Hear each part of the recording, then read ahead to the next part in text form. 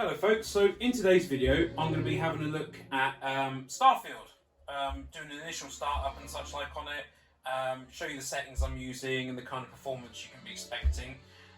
So I expect to be able to do a review on it today, so you'll see some cuts and stuff where we kind of get into it. So at the start of this video you would have seen it does a compiling stage of the shaders. It's highly recommended you let that continue. The last thing you want is shader stutter. So we're going to go ahead and get into the game now. I'll show you the settings that I'm using. So here we go. So right now in the menu it says I'm getting 135 FPS. Obviously that's not indicative of proper performance. I've left the render resolution on 100%, but I've then got FSR2 enabled to bring that in line if we start to drop frames and whatnot. I haven't seen anything yet about limiting frame rate, because you might want to keep it to 60, for example, but I haven't seen any option for that. So I've left everything basically what it initially set it to. So this is what the game defaulted to, except the resolution scale was set to about 60%, which I think is a bit low. So I've got the dynamic resolution on and the upscaling and that. So we'll see how it looks with these settings for things like shadow quality, indirect lighting, reflections, particle quality, volumetric lighting, crowd density, all of that good stuff. I've got it set to high except for motion blur. So we'll see how that runs. In terms of gameplay, you've got settings like you can just adjust your difficulty, your save settings, all that sort of stuff. And you've got interface, you can have your crosshair or not, you can show damage numbers. Controls, you can use the Xbox controller on this, which is pretty cool. And in terms of audio, just the standard sort of settings on there really. It's got some accessibility settings, which is nice. And so we'll go ahead, start up a new game. Let's see how this does. So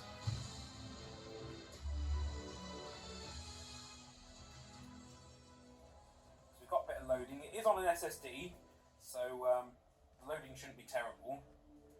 Here we go, I'll be quiet for this.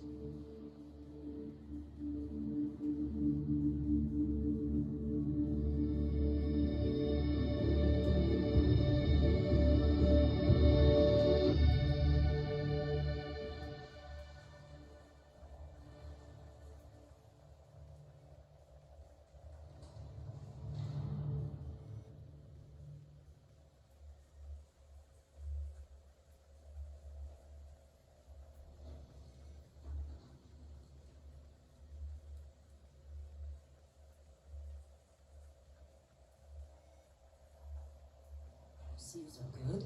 Oxygen's good. Just do what you did last time, and you're fine. Follow my one simple rule. Hella, what's my one simple rule? Listen to Lynn. Boss lady knows best. Exactly. Listen to me. Mining's just like any other job.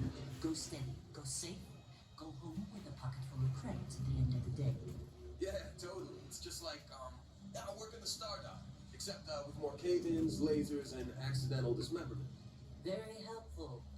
Thank you. You're gonna be fine. Your first outing was solid. And, let's be honest, it ain't exactly astrophysics. That's why I keep him around. Good pep talks. Yeah, and the fact that I can pinpoint a helium deposit from 300 meters. Not untrue. Shame we won't find any down here. But the metal deposits alone. So I'm sitting around 50 FPS in this very confined area, so that brings worry to my heart. More minerals, more money, and so the cycle repeats itself. Okay, let's take a pause there, and I don't really see too much of the story, and we'll come back when I'm in a sort of more open area. We can better show the performance and whatnot.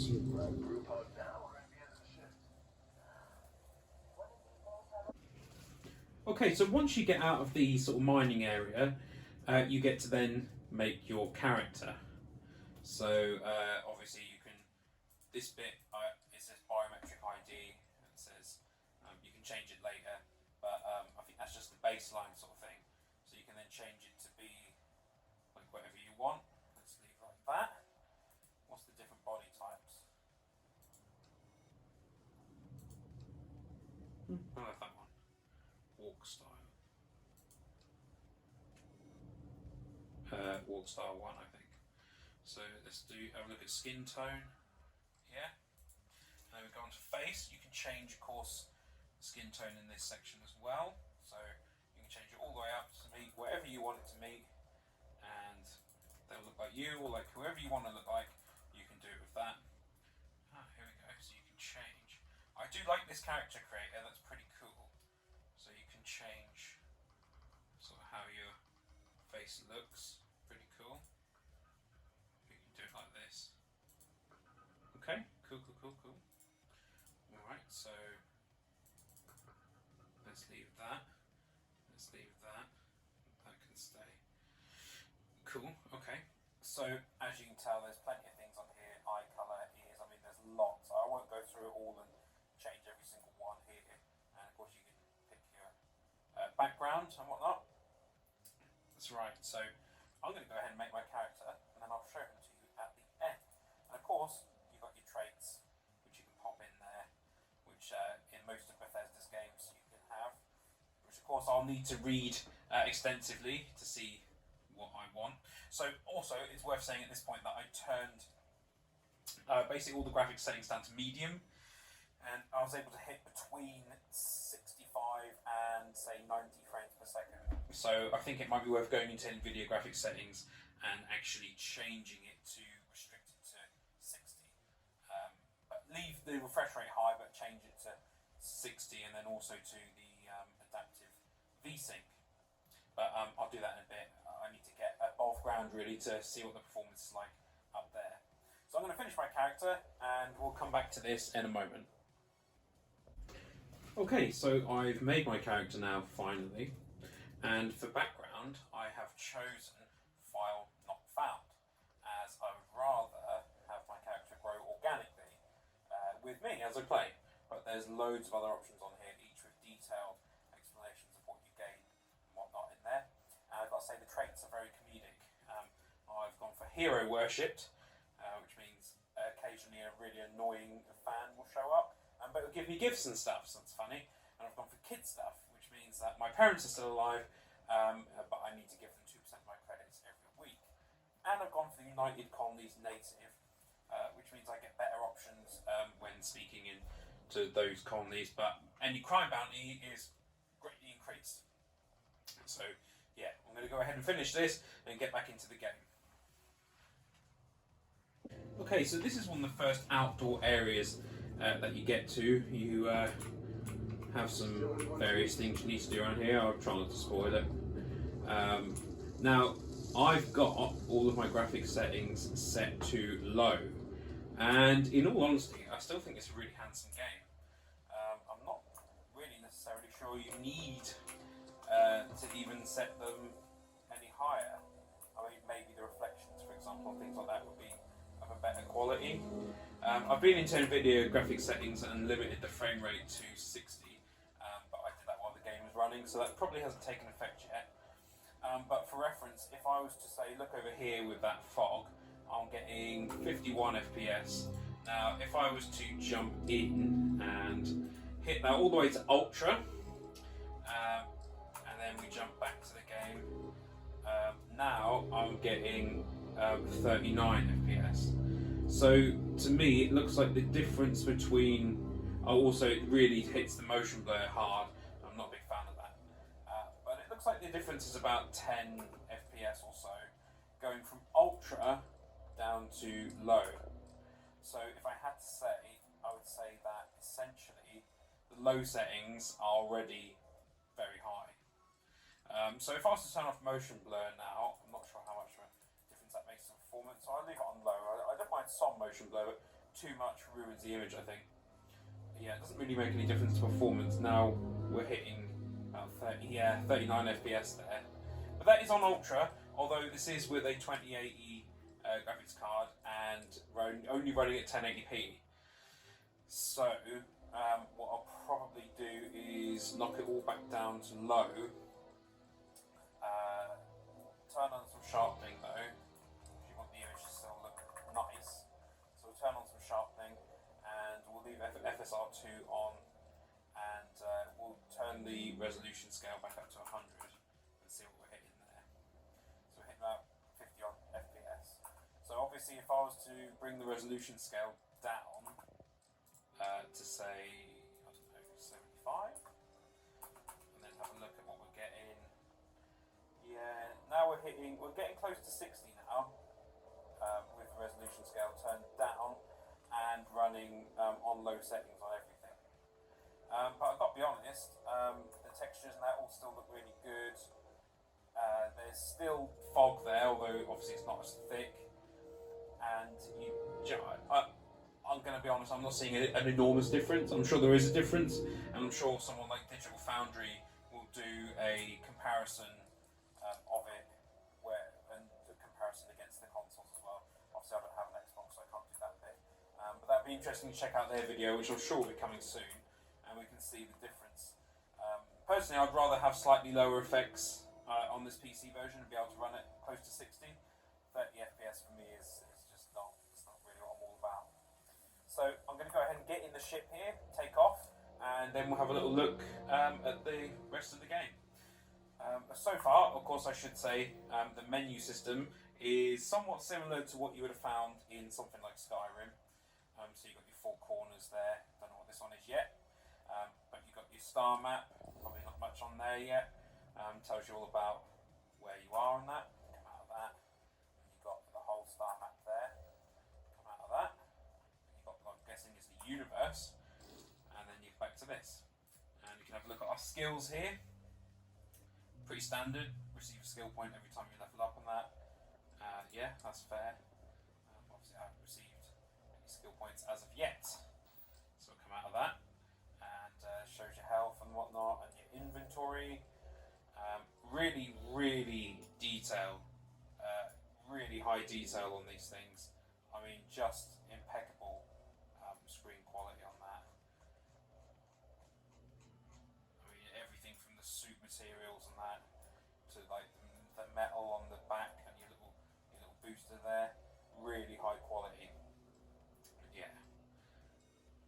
So you might be thinking, well, that kind of ridiculous that you've got a 2080 graphics card, which although, being a 2018 card, should be able to really handle anything at 1080p, surely.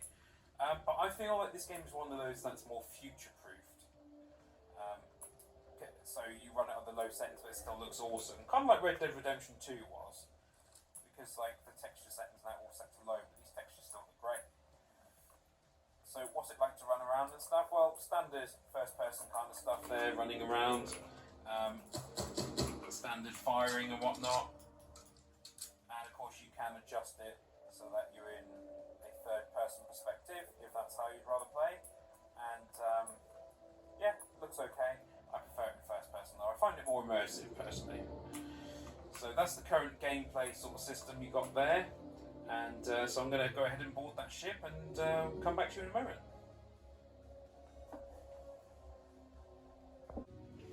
Okay, so we're in our little vessel here, and in a traditional Bethesda sort of way, you can pick up, take everything. If you want, you can clear off everything off the tables and that. I prefer not to take everything, although I will have that ramen, because ramen is delicious. I prefer not to take everything because it kind of ruins the atmosphere a little bit of the game. Yeah, so you've got your research station here, but obviously you can't do anything with that yet. Yeah, looks great, looks incredible. So let's go ahead and open the door. Wow, I love that animation on that, absolutely brilliant. Also, it's worth mentioning that the music, so far at least in this game, really evocative, involving, and really sets the tone. I'll just let you listen to that for a moment.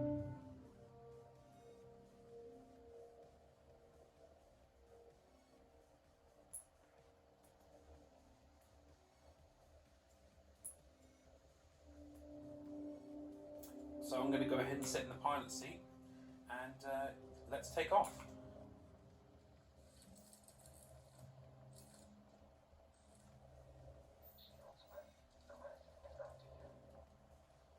Okay, so space, I guess, takes off.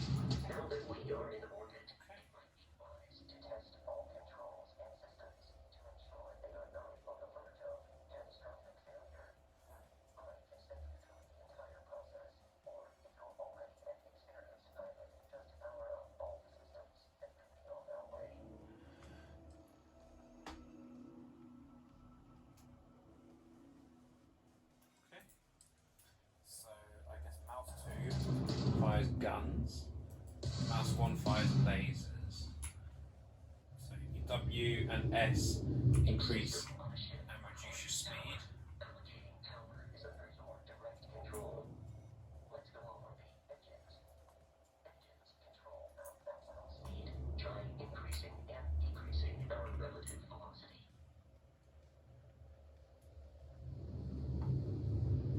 Okay, so A ship's engine has a sweet spot for better handle during turns. Draw your attention to the HUD.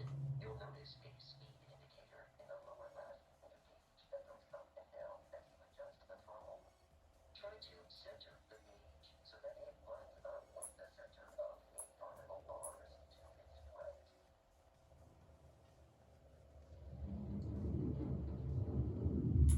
Boost can be engaged for temporary bursts of speed.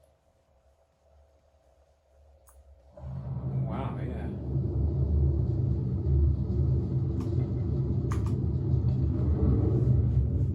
Let's turn our attention to the shields. Okay. Try adjusting power to the shields. Notice more power increases their strength. Shields protect the ship from hull damage. Without a hull, they'll be vaporized. Shield health is displayed in the lower right. Hull damage is below it. Okay. Cool. What does G do? Missiles. Right, okay. So yeah, it seems like your ballistic weapons and your lasers are... Oh, it all recharges. Uh-oh.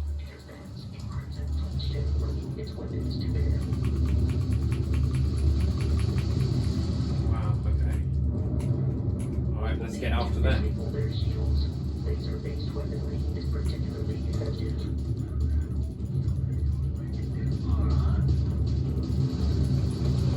If you can keep the enemy ship centered on the HUD, you can lock in to fire a hull Whew. missile. Wow, that was pretty intense. He's gone.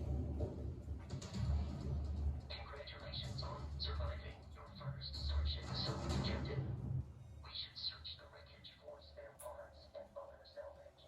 You will need to fly close to it before we can access the remains.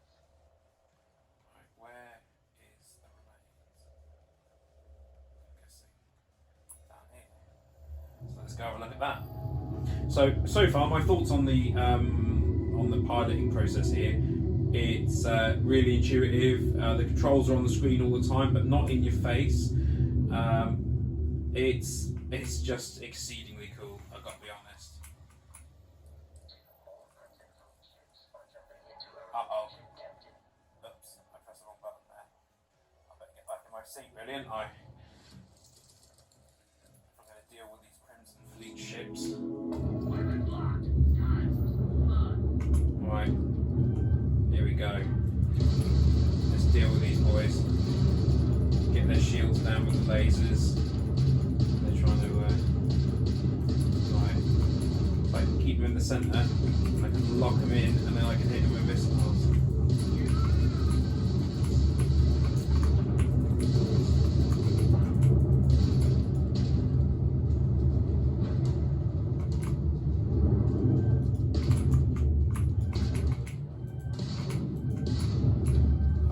Missile lock on me. Where are they?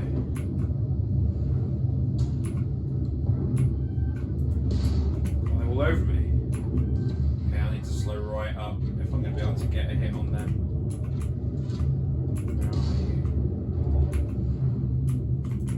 Where are you? There he is.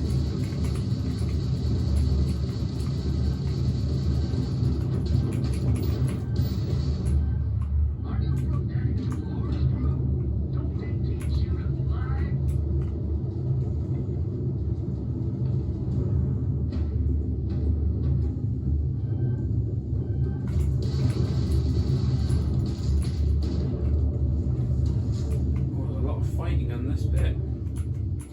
Tell you what, I'll go ahead and do this fight and we'll come back afterwards. Okay, so I've just destroyed all of those naughty pirate ships and I've now exited my ship and we're kind of just floating around in space. Sorry, I've exited this piracy. I've got to say, this is really cool, being able to exit your seat and then wander around here and you can look out of the window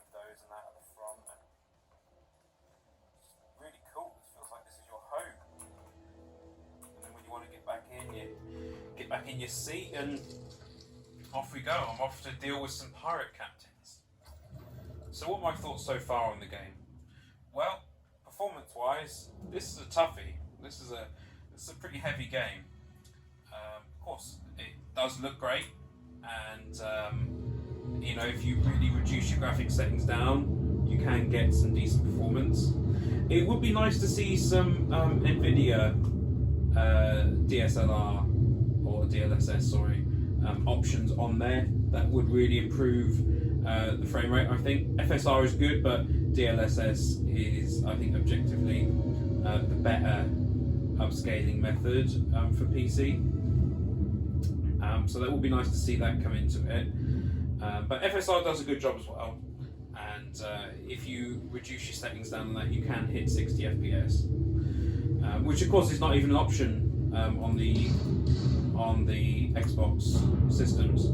There's no option at all. You are locked at 30, and they say, you know, just get on with it. I prefer 60. So gameplay wise, so far, the shooting, the spaceships and that feels brilliant. The sound, the music, and sound effects and that, all great. The voice acting really good, and the storyline is so far quite intriguing. Also, of course, the graphics are absolutely brilliant. So I'm going to take a little stop there, and I'm going to land on this planet, and I think after that bit I'll wrap this video up, and I'll conclude my review so far. Okay, so I've now landed on this planet, and you have the option to either take off again, get out of your seat, or to exit the ship and come straight out. I chose to exit the ship and come straight out because I want to get straight on and have a little fight.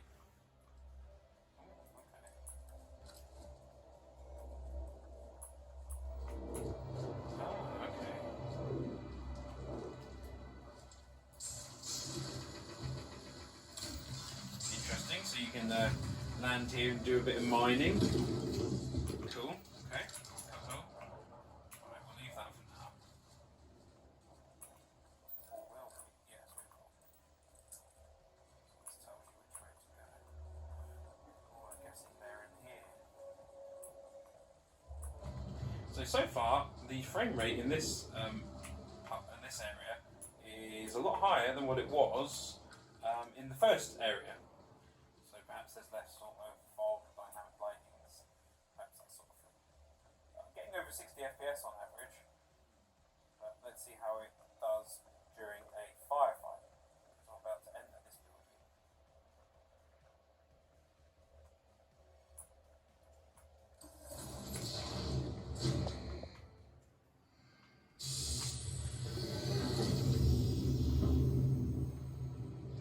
So it's very high in here, but you would expect that. Star Collective Space. It then stands to reason that this was once a secret UC facility.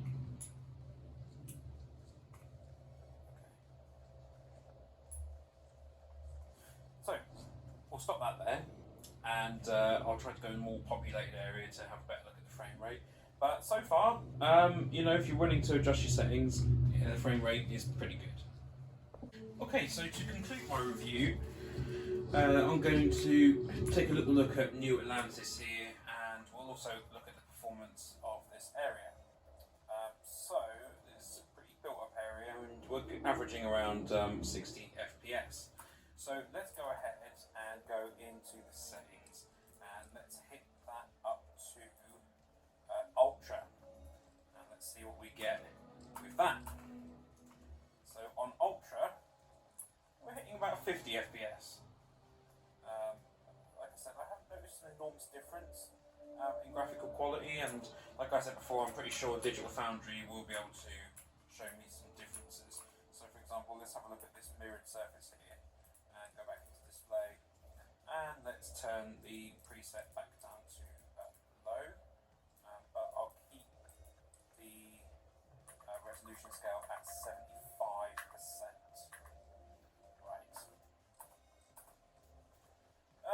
So yeah, there's a minor reduction in quality on the on the reflections there, but I wouldn't have said it was worth the fairly big drop that you get in you want is 60 really, isn't it? In a non-competitive game, 60 is kind of what you're looking for. If you're talking about a competitive game, you want 144 or you want sort of probably 300 really, don't you? Oh, okay.